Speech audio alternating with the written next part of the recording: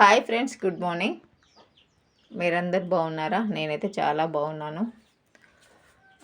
ఈరోజైతే మేము farm house దగ్గరే ఉన్నాం. విపరీతమైన చలి ఉంది, మామూలుగా లేదు. చాలా చాలా చాలా చాలా కూల్గా ఉంది. టీనైతే తాగాము. టీ తాగాను అందరం. ప్లస్ వచ్చేసి పూజ అయిపోయింది. టిఫిన్ అయితే అవ్వలే ఇంకా. ఈరోజు స్పెషల్ ఏంటంటే ఇవి ఎవరికైనా తెలుసా ఫ్రెండ్స్? ఎర్ర పుంటికాయలు. పుంటికూర ఉంటుంది కదా, ఎర్ర పుంటికూర అంటారు. చాలా పుల్లగా ఉంటుంది, బాగుంటుంది. మాకైతే చాలా ఇష్టం.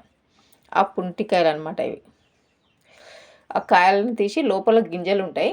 ఆ గింజల దానికి మొత్తం తీసేసి పైవి అన్నట్టు ఇవి పై బంచెస్ ఇట్లా ఉంటుంది.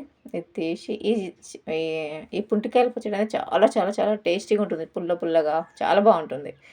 అయితే మా ఫామ్ దగ్గరనైతే కొన్ని చెట్లు ఉన్నాయి. ఇవి కాయలు అయితే అవన్నీ తీసేసి ఇక ఇలా ఒలిచేసినాం అన్నట్టు. పై మొత్తం తీసేసి గింజలన్నీ మళ్ళీ నెక్స్ట్ విత్తనానికి అని మళ్ళీ ఉంచాం కొన్ని.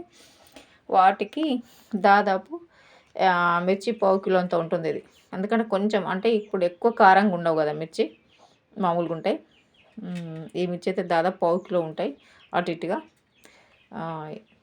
ఈ మిర్చితోటి రెండు కలిపి పచ్చడి చేయాలని అనుకుంటున్నాను. దీనికి ఎక్కువ ఐటమ్స్ అయితే ఏం పట్టవు ఫ్రెండ్స్.